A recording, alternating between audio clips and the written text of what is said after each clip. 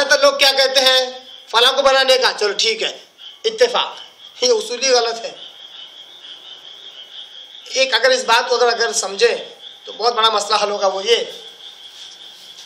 कि जहाँ एक माशरा हो, जहाँ एक सोसाइटी हो, खुद ब खुद, कोई मैं मंतिकी या ख्याली बात नहीं कर रहा हूँ, कोई दकिया नवेसी बात नहीं कर रहा हूँ, खुद ब खुद उस माशरे में एक आदमी इज्जतदार, 2 आदमी इज्जतदार, 3 आदमी इज्जतदार हो जाते हैं, लोग उनकी इज्जत करते खुद ब खुद।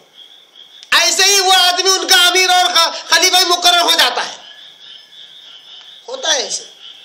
अल्लाह ताला का एक बड़ा प्यारा अंदाज एक हदीस में आता है। नबी सल्लल्लाहु अलैहि वसल्लम कहते हैं, गौर कीजिए इस हदीस पर, शायद ये नुक्ता समझ में आ जाए। आप सल्लम कहते हैं कि एक बंदा अल्लाह की इबादत करता रहता है। गौर कीजिए इस बात को, ये दुनियावी एतबार से किसी भी उसूल में ये फिट नहीं होने वाली है बात, और इंसानी अकल में तो ये आने वाली नहीं है। मगर आप सल्लम कहते हैं, हदीस सही बुखारी से मुस्लिम की, क्या कहते हैं आप सल्लम, एक बंदा अल्लाह की इबादत करता रहता है, इबादत करता रहता है, यहाँ तक कि नवाफिल पढ़ता है, यहाँ तक कि उसका दर्जा बढ़ता रहता है अल्लाह की निगाह में। बढ़ते बढ़ते एक वक्त आता है कि अल्लाह तबारक व तआला खुश होता है, उस ये हदीस का अल्फाज है, खुश होता है और अपने पास के मुकर्रब फरिश्तों में ऐलान करता है। क्या करता है? ऐलान करता है कि ऐ मेरे फरिश्तों, फला जो बंदा है, नाम के साथ अल्लाह तबारक व तआला कहता है पूरी दुनिया में, फला जो बंदा है मैं उससे बड़ी मोहब्बत करता हूं, लिहाजा तुम भी उससे मोहब्बत करो। सही बुखारी से मुस्लिम के अल्फाज नहीं समझ में आते हैं तो इसमें हदीस का कोई कसूर नहीं है, हदीस अपनी जगह पे सही, सालिम और परफेक्ट है। फरिश्ते जब रब्बे ताला की बात सुनते हैं तो फरिश्ते भी खुश हो जाते हैं, खुश होकर फौरन 7वें आसमान के फरिश्तों में ऐलान कर देते हैं और कहते हैं क्या फरिश्तों सुन लो, फला से अल्लाह तबारक तआला खास मोहब्बत करता है, इसलिए हम भी उससे मोहब्बत करते हैं, तुम भी उससे मोहब्बत करो। 7वें आसमान के फरिश्ते खुश हो जाते हैं इस बात से, क्योंकि रब ताला इससे मोहब्बत करता है। ये खबर उन्हें मिल गई तो खुशी के मारे फौरन वो 6ठे आसमान वाले लोगों में ऐलान करते हैं और कहते हैं क्या 6ठे आसमान के फरिश्तों हम लोग फला से मोहब्बत करते, लिया तुम भी करो। यहाँ तक कि ऐलान ऊपर से नीचे, फिर नीचे उतरते उतरते आसमानी दुनिया पर, दुनियावी आसमान पर फरिश्तों तक आता है। वो फरिश्ते जब सुनते हैं तो इतने खुश हो जाते हैं कि रब्बे ताला फला से मोहब्बत करता है। वो क्या ऐलान करते हैं, क्या ऐलान करते हैं? कभी ये ऐलान सुनाई नहीं देता। क्यों? ये गैब है मेरे भाई, गैब को कोई देख नहीं सकता, गैब को कोई छू नहीं सकता, गैब को कोई महसूस नहीं कर सकता। गैब के साथ एक ही अमल किया जा सकता है, वो है ईमान।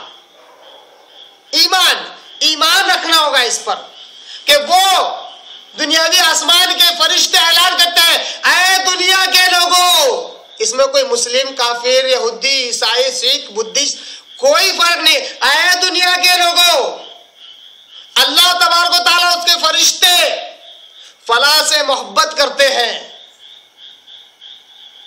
लिहाजा तुम सब के सब उससे मोहब्बत करो। और कीजिए इस हदीस को, इंशाअल्लाह सारी हुकूमत, बादशाहत, खिलाफत के सारे मसले हल हो जाएंगे। हमने समझा ही नहीं है, इन हदीस को नहीं समझा, आयतों को नहीं समझा। हमने समझा तो बस एक ही चीज समझा, मेरा अकल, मेरा दिमाग, मेरी होशियारी, मेरी चालाकी, मैं इतना पढ़ा लिखा, मैंने फला और फला किया, मैं बेस्ट से बेस्ट चुन सकता हूं। हम लोग बेस्ट से बेस्ट आदमी चुन सकते हैं। हम के अंदर हम चले गए। हदीस में क्या है?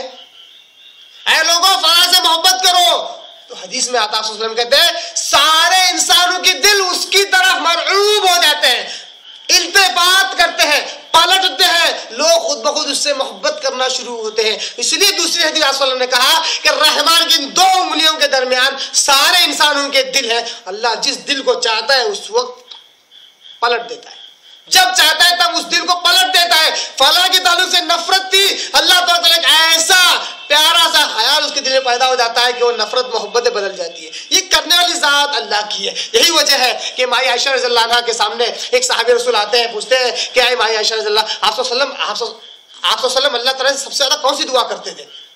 सबसे ज्यादा कौन सी दुआ करते थे? आप मुझे बताइए ताकि मैं भी उस पर अमल दरामद हो जाऊं। हमारी आयशा रज़ियल्लाहु अन्हा कहती है कि मुझे तो ऐसी कोई खास दुआ याद नहीं जो आप बार बार पढ़ा करते। हाल बता, एक दुआ को मैंने आप को बार बार पढ़ते हुए सुना है, क्या है? या मुक़ल्लिबुल क़ुलूब सब्बित क़ल्बी अला दीनिक। नबी इस तरह की दुआ कर रहे हैं, सोचने की बात है। क्या कहते आप? ऐ दिलों के फेरने वाले, या मुक़ल्लिबुल क़ुलूब, ऐ दिलों के फेरने वाले, सब्बित क़ल्बी अला दीनिक, मेरे दिल को तेरे दीन पर साबित कदम रख, क्योंकि दिल कभी पलट जाता, तू साबित कदम रख। मालूम हुआ कि अल्लाह के रहमान के दो उंगलियों के दरमियान सारे इंसानों के दिल है। हम 100% परफेक्ट काम करने की कोशिश न करें। हाँ, अल्लाह जितनी सलाहियत दे जरूर करें, मगर नतीजा ये अल्लाह के हाथ में। नतीजे के हम जिम्मेदार नहीं है।